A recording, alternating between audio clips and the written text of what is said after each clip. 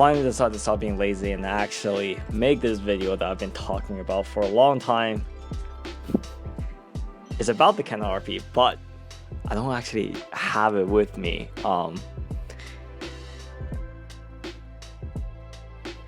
Me being super underprepared, I left it on the shelf. It wasn't even with me on the table. But yep, this video is going to be about the Canon RP. I'm going to be talking about it. I've been using it for 3 years now. I'm going to be talking about what it's like, and in 2023, is it still a good option to buy the Canon RP over like the Canon R10, which is priced at the same price, Sony A64, one of the 6000 series? Should you get the super popular and out of stock everywhere Fuji X100V instead, or are you just better off with your phone? Well, I've had this camera for about 3 years now. This has been my daily driver since I got the R6 Mark II, and the Canon RP was the second full-frame mirrorless camera that Canon released in their EOS R lineup. If you're counting the RA, maybe this is the third one, but let's be honest, who's really using the RA? You probably don't even know what the RA is. So this is the second full-frame mirrorless camera that Canon released. It's one of their smallest full-frame mirrorless, also one of their cheapest full-frame mirrorless cameras. Brand new, when it came out, it was like $12.99. And a lot of people didn't like it because like they lacked a lot of functionalities, especially with the video, which I will talk about later. The sensor is a little bit older. Again, we'll talk about it in a bit, but the price came down real quick to, I think, $9.99. Even now, you can buy it brand new on Canon's website for $999. But yeah, this is still to this day Canon's cheapest full-frame mirrorless camera, even with the R8, even with so many new cameras that Canon's introducing. This is still the cheapest. The R8, I think, is like $13.99 or $14.99. It's a great camera. It has the same sensor as the much more expensive R6 Mark II, which is videos being recorded on. But yeah, enough talking about the R8. We're not here to talk about that. We're here to talk about the RP. The reason why I chose this camera back in 2020 was because that was like middle of COVID, everyone was at home. Why would you ever buy a camera at the time when you can't even go anywhere? Honestly, I told myself, you know what, I will find a way to use a camera. I've always wanted something a little bit more than my 7D at the time. I got a prime lens back then, my nifty 50-50-1.8. That was the first prime lens I got. And then I was like, wow, the image quality looks so much better than the kit lens that the 7D came with. So I started doing a little bit more research on camera. I started getting into photography a little bit more to understand aperture, shutter speed, ISO, manual control, all these kind of things. Started watching Peter McKinnon, getting to like learn more about how to take great pictures. And in 2020, I was like, oh, you know what? There's a full frame camera, which is what I was looking for at the time, a Canon full frame camera that is within my price range and might as well, right? I might as well buy it. So I did pull the trigger on it. I got the 24-105 f4 L series lens that came with it as a kit. Honestly, this camera has a lot of good things going for it. A lot of people will say that this camera is not really worth it because people always fixate on the sensor being an old sensor. So the sensor inside of it is a 26.2 or 26.1 megapixel sensor. It's the same sensor on the 60 Mark II. So 60 Mark II came out obviously way before this camera did. So it is an old sensor, and people always say, oh, the sensor is not going to be good. The camera is not going to be good because it's an old sensor. Image quality is not going to be great.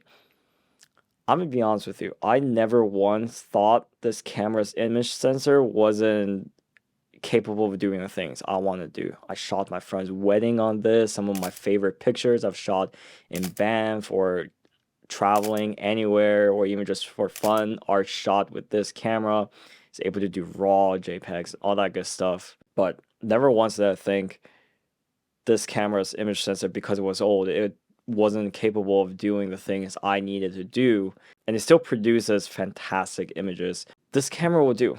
If you shoot raw, a lot of the post-processing will take care of many imperfections that you think this camera has, or that you hear about it on social media and stuff. So it definitely has never been a problem to me. I mentioned earlier this camera is small. The weight of the camera, especially when it's coming from the 7D, oh my gosh, this camera is so portable and so light. I took this thing with me everywhere, and when I was traveling with it, it barely took up any space in my camera bag. It barely added any weight to my camera bag just because of how light this is. This camera with the battery and everything, with battery and a memory card, this came in at just over a pound. It was 485 grams, which equates to about 1.0 something pounds. So it is barely anything. It's barely anything in my hands. If you put a big lens on it, like the 24-105 that I have, or 15-35, 24-70, sure, it's gonna get big. Well, that's just because of the lens. But if you put a RF50, the Nifty 50 on it, if you put a 35-1.8, these like small prime lenses, this camera is so portable and lightweight. You can take it with you pretty much anywhere you go. Get a camera strap or something. Sure, it's gonna dangle on the side a little bit. It's not as portable as the X100V, where you can just put it into your pocket, but this is still on the very portable side. It's not going to be as heavy. I've been lugging around my R6 Mark II around recently, and yeah, that's a heavy camera. The R6 Mark II, even with the 35-1.8, a little bit lighter, but not as light as this. Other than that, it's still got Canon's great eye autofocus. It's got the articulating screen. It's got some nice little dials. One thing I did wish this, instead of this D-pad, they have a rotating dial in the back too. Never thought it was a problem until I started using the R6 Mark II. I had the rotating thing on the 7D.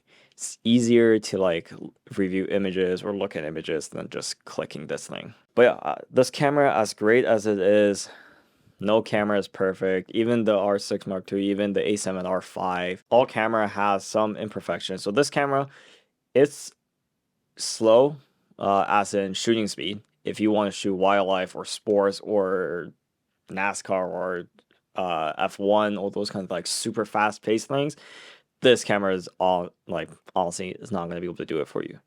At the fastest setting, I believe it shoots up to 4 or 5 frames per second. So I guess basically nothing. I think even the M50, like the EFM one, the old one, the M50 shoots up to like 12 frames per second. So this camera is shooting only 4 or 5 frames per second.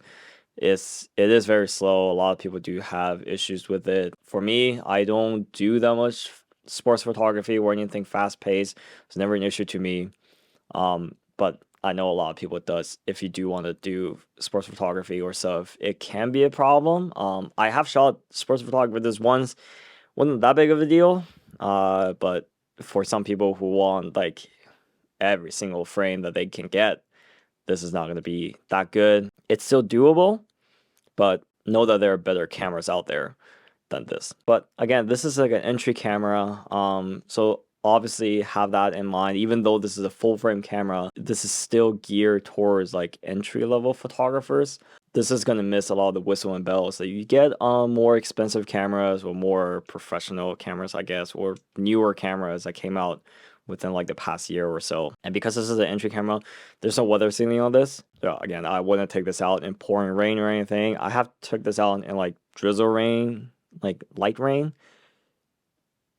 Haven't had any problems yet. This camera's still working. But I would just keep in mind when you take this out in like the rain, even if you have a weather seal lens, the body is not weather sealed, so would not recommend that. Yeah. 4K video on this. 4K video is probably the biggest issue that I had with this camera. It's the ultimate reason why I pulled the trigger on the R6 Mark II. 4K, you get a heavy 1.78 times crop, and you lose dual pixel autofocus. When I got this camera, it was so nice to have dual pixel autofocus, because with the 7D, I wasn't able to log onto someone's eyes or anything. But when I got this, regardless of how shallow my depth of field is, I was able to lock focus regardless of how I was shooting, whether that be shooting portraits for someone or even vlogging. But losing dual pixel autofocus in 4K is pretty sad. But I mean, they had to like nerf this thing at some places. Otherwise, it's going to be too good of a camera for the price point. But you lose dual pixel autofocus, you don't have log or anything, you don't have any of the professional video recording features. Yeah, there's a huge crop on it. 1080p is doing pretty well. I've done a lot of things with 1080p on this. My iPhone 14 Pro review, 2-month review video was shot entirely on this. Pretty much most of the videos on my channel up until this point has been shot on this camera, and I just scaled it up to 4K. It looks nice. Canon color, I don't know, I sound like those typical Canon.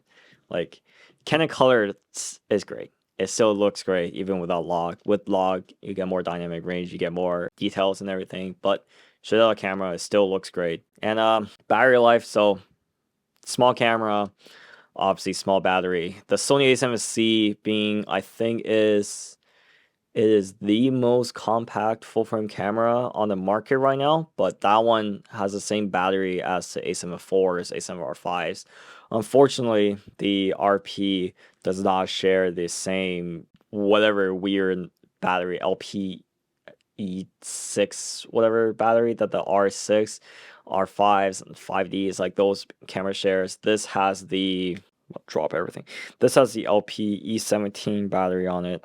So you're not gonna get as many shots out of it as you would with a more professional camera body. I was still able to get a day out of it, I'll say. Most like if I'm shooting continuously. But if you're a heavy shooter, get a couple extra batteries. But like I said, this camera, again, it has great color for photography. It really is a fantastic camera for beginners. It's lightweight, it's small, it's easy to carry around. So why would you get this camera now in 2023 instead of the X100V or the Sony a6600? Well, one, you can't really buy the X100V. That camera is sold out basically everywhere because TikTok and social media and YouTube and Instagram, it just blew it up. That camera basically, it sold out everywhere. Fujifilm is unable to keep up stock with it. Also, both of ththose cameras are APS-C sensors. This is still a full frame, which means you're getting in more light, you're getting in more details. It produces better shallow depths of field when you shoot at lower f-stops at 2.8, 1.8, 1.4, 1.2. The camera lenses that you get do not get a crop on it. Low light is better in my opinion. This camera body does have decent low light performance. It's not as good as some of the other full frame cameras. It struggles a little bit at 6400 and 128,000, not 128,000, geez, 12,800 ISOs. It does start to fall apart a little bit at that point, but overall I still think it has better low light performance just because it's a full frame sensor. It captures a lot more details than APS-C. APS-C is a little bit smaller. Larger than a smartphone sensor, not as big as a full frame, unless you want to go medium format, but that's a whole different conversation. And with the X100V, I really do get why people keep talking about this camera. I do get why it's so popular. Fuji's film simulation looks really good. It's so nice. I was able to get some picture profiles on this camera loaded into this camera, and I've been shooting a lot of JPEGs recently just because I've been getting lazy with editing. It's no Fujifilm simulation, but it's better than the standard color picture profiles or the auto or whatever that came straight out of camera. Or a lot of things I've heard from people who have bought the X100V, eventually they got into the point where it's like they don't like using it that much. It's because that camera is a fixed lens. It's a 23mm f2 permanently attached to the camera. Can't take it off, but you're going to break the camera. This is an interchangeable lens camera, so you can put a kit lens on. Once you grow out the kit lens, you can put a new prime lens on. You can get multiple different lenses. Basically, you can switch around lenses, so you have more options. You can grow with this camera. The X100V, I feel like, is geared more towards people who are a little bit more familiar with photography, know a little bit of what they're doing, so they're more comfortable with using prime lenses. A lot of my friends who are beginners when it comes to photography or videography, they much prefer zoom lenses just because you can zoom in without moving around as much. It's more versatile than a fixed prime lens. So for a lot of people that ask me, it's like, oh, I want to get the X100V. I'm just like, no, you don't. Like, I know you're eventually gonna reach a point where you want to change lenses, or you feel like that 35mm equivalent field of view, it just isn't enough. You want something maybe a little bit wider, something a little bit tighter. You want to zoom in a little bit more. That's a limitation with the X100V. Cameras like the A6600 or this RP gives you the ability to switch lenses, and I choose this camera over the 6600. Again, it's full frame. Not saying the X66 or the 6000 series isn't good cameras. They have better video capabilities. It records in 4K. This one has 4K, not really usable 4K. But again, I'm a sucker for the full frame sensor. So, but yeah, overall, I'm very satisfied with this camera for the past 3 years. This will still be in my camera bag. I'm not selling this camera. I'm not gonna stop using this camera just because of how portable it is. If I'm just hanging out with some friends, I would still be carrying this camera around with my 35-1.8 lens instead of lugging around a giant R6 Mark II. Since this camera has been out for like 4 years now, I think, on the used market, you can find a lot of these around 600, 700, I think. If you get super lucky, you can get it for like 800 with a lens, or some people will sell you like a whole kit with like a prime lens, a zoom lens, and the body with extra batteries for like under $1,000. And I think that's a terrific deal if you're just starting out with photography. If you're just starting out with videography, you don't exactly know how committed you want to get yet. You don't exactly know what your styles are. This gives you a little bit of that versatility, and it gives you a little bit better image quality with a full frame sensor. But yeah, no, overall, very satisfied with this camera. It's still my most recommended camera to beginners. If you want something a little bit better, if you have, let's say, an M50, if you have a crop sensor camera before, and you wanted something a little bit full frame, you know what you're doing, you know what you're getting into, sure, go for the R8, go for the A7C, X100V if you can get your hands on one without paying like $1,000 over RSVP price. But if you're just starting out, you want a great camera that can last you a couple of years, Canon RP, man. Yeah, I've babbled on long enough. Not really much else for me to say. Let me know what you think. Let me know if you have an RP. Let me know why you think you shouldn't be buying an RP in 2023. I do want to hear people's options or what you would consider buying. But yeah, so I'll see you in the next one.